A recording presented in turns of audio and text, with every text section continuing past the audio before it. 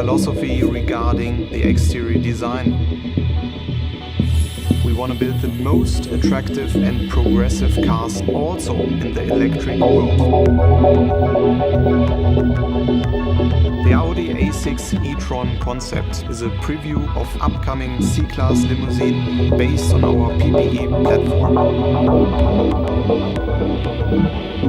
First, you see clearly it's a sportback. We have the typical sleek sportback silhouette, including the daylight opening you know from other sportback models. One level lower, we have the typical Audi pronunciation of all four wheels via strong muscles. These muscles are bold modeled, but they are sculptural, integrated into the body side. And this is for us the next formal step, because it's looking quite muscular and bold, but also quite clean.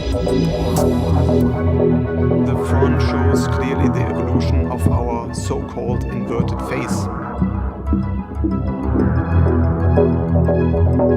This is now an evolution because we hide some light functions in the black mask.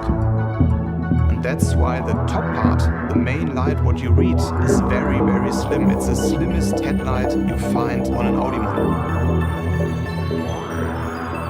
This headlight has 3 rows of LEDs where the customer can configure